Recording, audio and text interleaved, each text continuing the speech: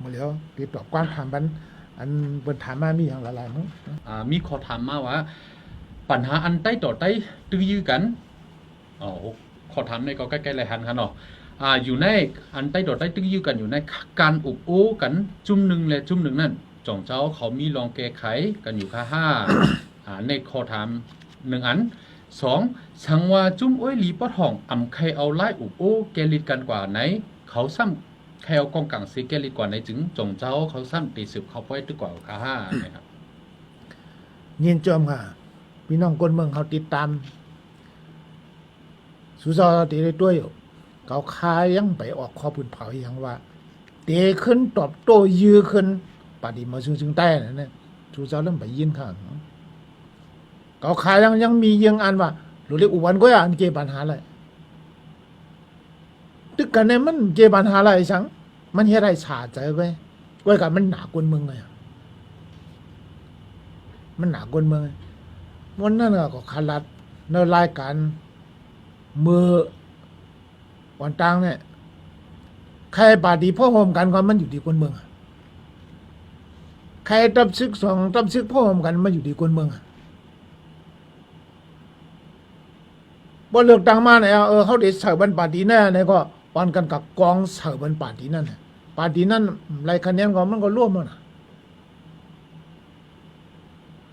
ตับซึกสองตับซึกเนี่ยหลูเฮ็ดให้พ่อโฮมกันเอาบ่มพ่อโฮมกันเนี่ยตับซึกอันเลียตับซึกกันว่าเนี่ยมันเป็นเนื้อเลือดเจือจาดเฮาทั้งสองฝ่ายค่ะลูกเป็นลูกล่างสู่เจ้าก็เฮ็ดบ่เห็นเขาเลยเปิ้นนั่นก็ห้องลูกล่างสู่เจ้าให้มือขึ้นบนบ่เนี่ยเอากองนั่นกองไว้นั่นเปิ้นน่ะตับซึกเอากันเดียวกันล่ะอันนั้นเฮาคำหนูยื้อกันอันนั้นมันอยู่ที่คนเมืองนะใต้ดอใต้เฮาคัดตึกกันในคารังชาวบีบายเฮาไล่สังคะเจ้าคือเฮาคัดตึกกันว่าใต้ตึกกันมาเมื่อปานนี้ทีก็เพิ่มไล่สังคะคนเมืองหาดุค่ะลูกลางเฮาคนเมืองเฮานั่นน่ะตายเมื่อนำเบียนปานหาวันมื้อนั้นน่ะข้าก็เนียงเจอเสียหลายกึ่งรีเบียน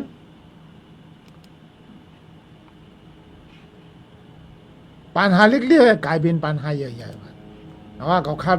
ว่วนวันเหมือนนี่กับปีสองก็ลูกน้อง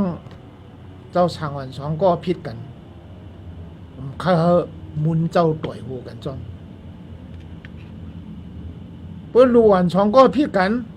มุนจอห้ามต่อยหูจอมมาบ้านไหนเนี่ยจองนั่นที่ลูกเขาก่อนไหนแรกเขาขาเนี่ยเพียนการตึกเต้ดอเต้เนี่ยก็คำมีเพียนก้อยก็พวกมันตึกได้เขากระเกียดเคกระเกียดเคค่ะ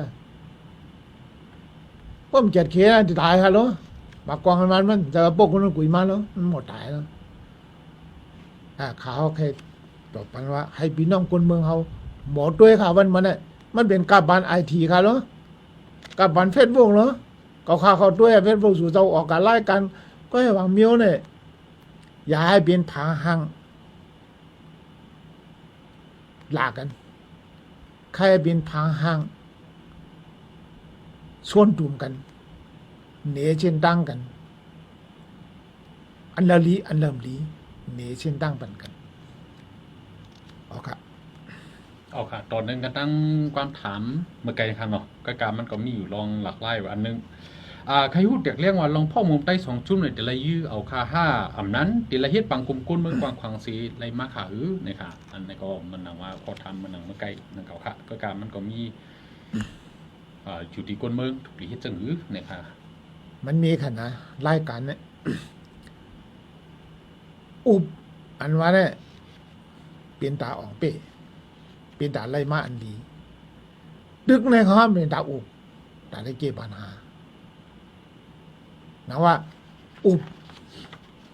ตาอ่องเป้ดึกตาได้ไล่อุบอันเขาจะมาดึกเขาเนี่ยแค่เขาใครอุบสีลองอันอุบอันว่าเนี่ยใครอุบตาชุนตัว ใครอุบให้เป็นพ่อนดีด่าเขาไว้หรือ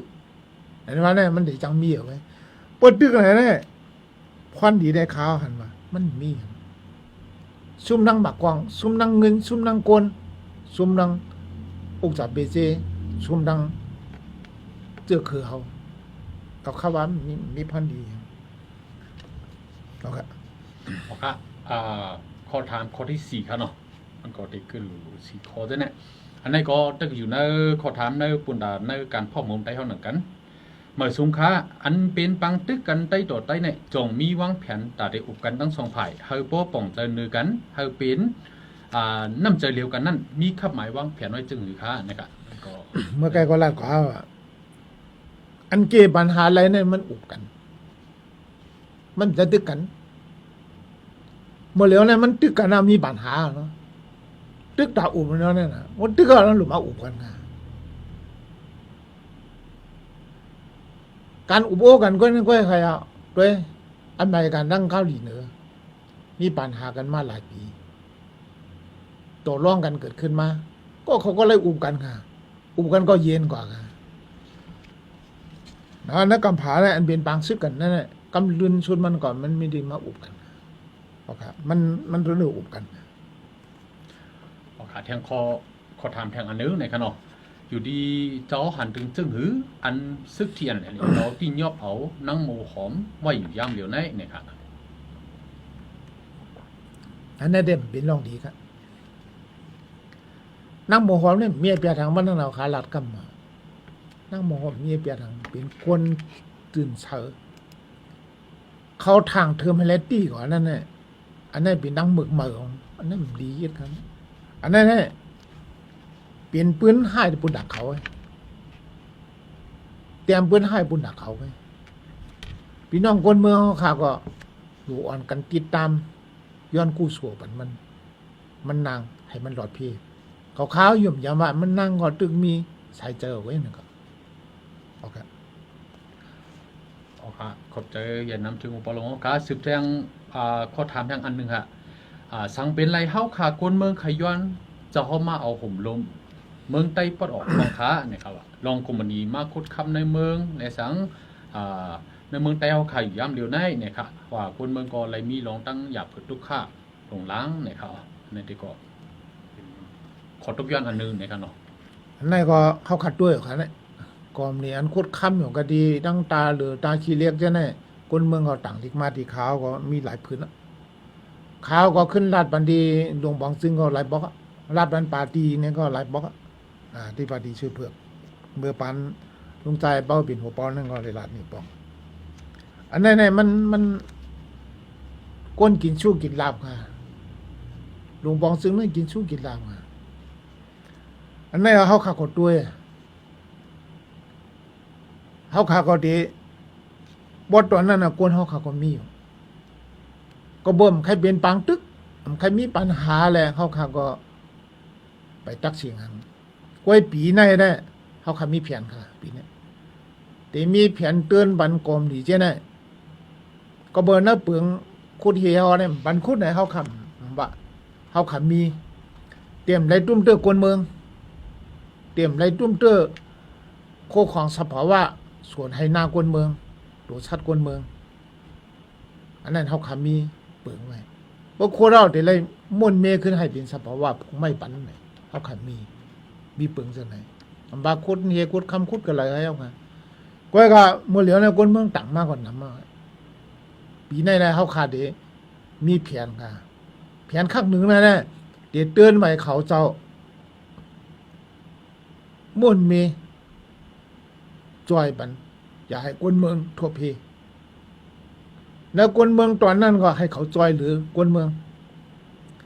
เขามาผลประโยชน์ละลายมาคูดเหเอาเมื่อเฮ็ดให้วัวกายตายเฮ็ดให้กวนเมืองตายเฮ็ดให้ส่วนให้หน้าลู่นั่นแหละนั่นแหละเขาขาดที่จอยอยู่นั่นแหละเขา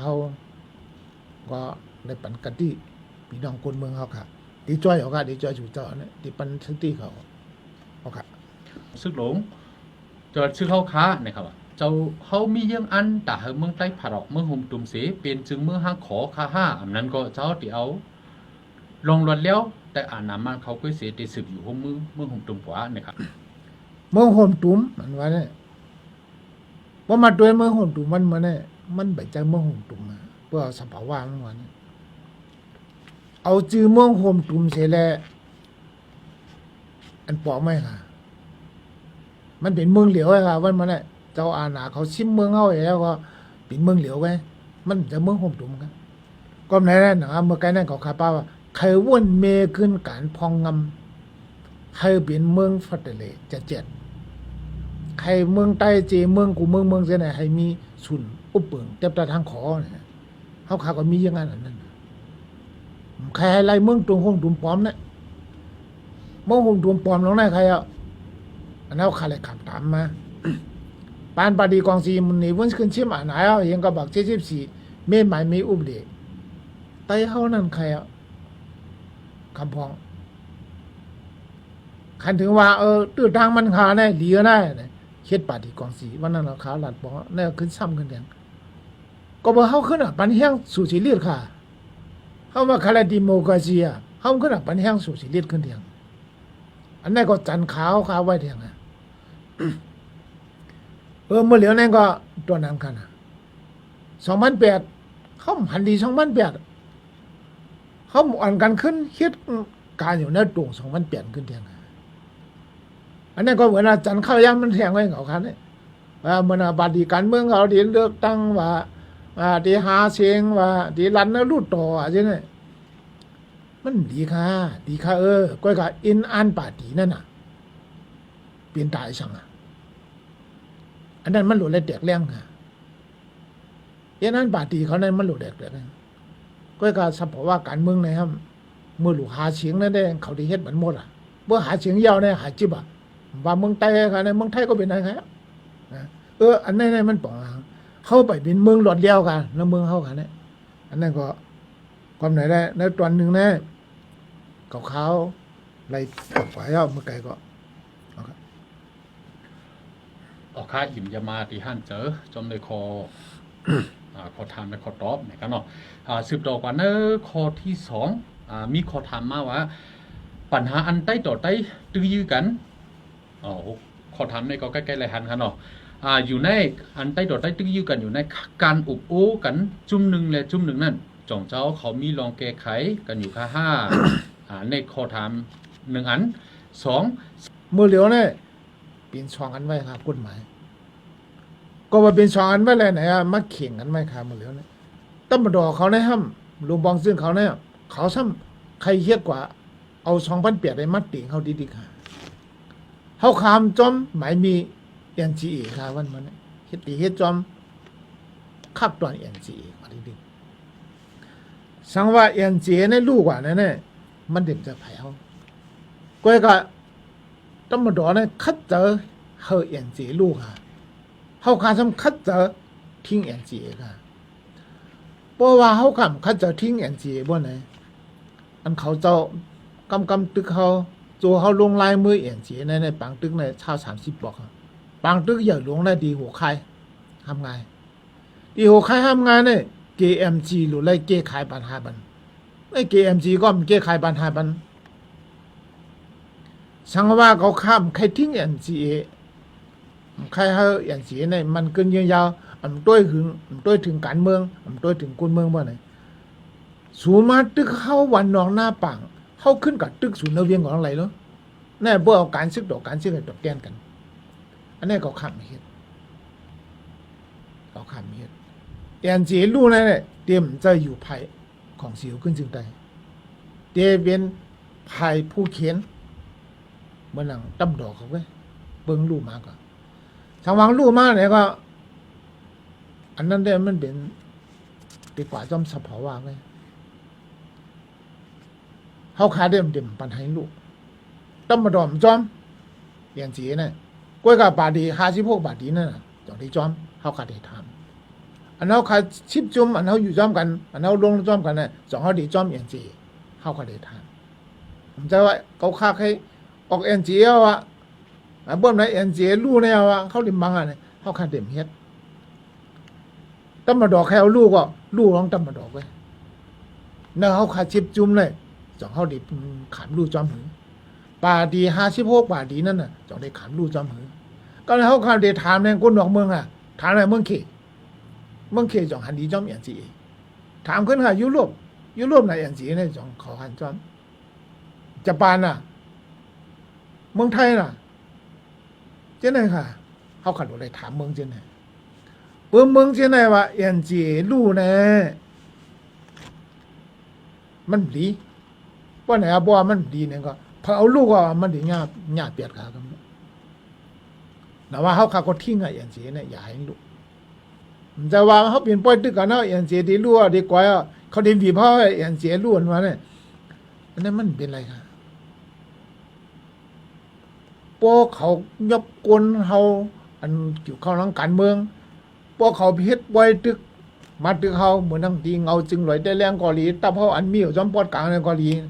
พวกเป็นป้อยตึกเหลี่ยป้อยตึกเหลืองมาเลยก็ต้องมาดอกพี่ต้องมาดอกย่าอย่างจีเนี่ยเขาขาเตรียมลิกบันเมืองเขเตรียมลิกบันอินเดียเตรียมลิกบันยุโรปเตรียมลิกบันเมืองไทยเตรียมลิกบันญี่ปุ่นค่ะพวกเจ้าไหนได้ตีไปยังอ่ะเป็นชึกหลวงค่ะเขาที่ยอมเป็นเอาห้านั่นกันออกค่ะเมื่อเหลือนั้นได้เป็นชิปจ้อยค่ะเป็นตัวร้องกันก็ปล่อยตื้อก่อนที่นั่นเขาก็เด็กคัดใจให้บีบเขาให้กว่าหยาบไม่หยาบนั่นมันเป็นสังค่ะไว้เขาขาดไปบีบเขาเลยสาวใครขึ้นบีบเขาขึ้นอ่ะตัวร้องบีบเขาน่ะจุ้ยกว่ากูดีกูจีนเนี่ยเขาหูเนาะเขาขยับกว่าจอมตาจอมตังอะไรเนาะเชียนตังหลวงเจ้าเนี่ยหลวงไรกว่าไรก็ไรค่ะเขาตาว่าซื้อกว่าค่ะซื้อเขาเนื้อเบี้ยงหมดเลยของไรค่ะเนาะกำหมดแล้วนะมันคือกาวค่ะแล้วหมดแล้วโอเคนะว่าเอ็นจีเนี่ยเขาคาดิมบรรลุไผ่เขาค่ะเขาคาดิมอยู่ไผ่เขาเฮเลงดุโอเค